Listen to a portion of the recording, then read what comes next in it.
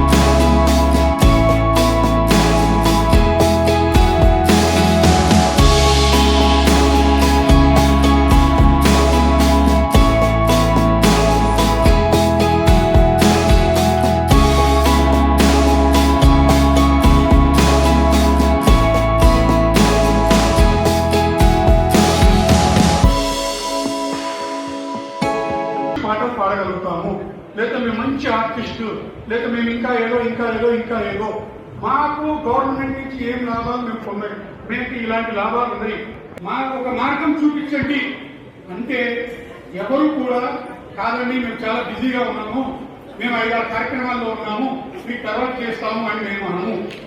So మీ నుంచి కూడా అది 1 మంది వస్తారో నేను చూస్తాను. అలానే ఇంకొకటి ఉంది, ఇప్పుడు 25వ తారీఖు నుంచి పాన్ ఇండియా కొంచెంగా అంటే లేటుగా మనకి ఇన్స్ట్రక్షన్స్ శాఖ నుంచే ఆదేశాలు మనకి లేటుగా రావడం జరిగింది.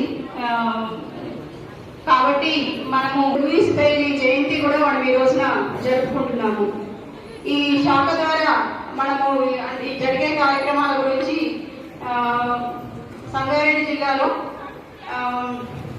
సదరం 2712 మంది ఉన్నారు.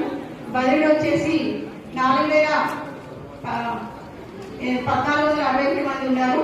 మరియు మానసిక వైకల్యము మరియు బహుళ వైకల్యం గల వాళ్ళు కూడా మన జిల్లాలో ఉన్నారు. దివ్యాంగుల దినోత్సవం సందర్భంగా ఇక్కడికి విచ్చేసిన జిల్లా అధికారులు, additional collector revenue, secretary DLSA and senior citizen, అలానే అంతర్జాతీయ దివ్యాంగుల దినోత్సవం సందర్భంగా అందరికీ కూడా శుభాకాంక్షలు తెలియజేస్తున్నాను. లూయి బ్రెయిల్ బర్త్డే సెలబ్రేషన్స్ కూడా ఈరోజు చేసుకుంటున్నాం కాబట్టి అందరికీ కూడా అందరికీ కూడా శుభాకాంక్షలు తెలియజేస్తున్నాను. అలానే దివ్యాంగుల స్పోర్ట్స్ కాంపిటీషన్స్ ఏవైతే చేశారో దాంట్లో బహుమతులు పొందిన అందరికీ కూడా కంగ్రాచులేషన్స్ తెలియజేస్తున్నాను. సో అందరికీ కూడా ఈ సందర్భాన్ని తెలియజేసేది ఏంటంటే, ఈ అంగవైకల్యం అన్నది ఎప్పుడైనా శరీరానికి ఉంటుంది కానీ ఇది మన మనసుకి, మన మెదడుకి ఉండదు.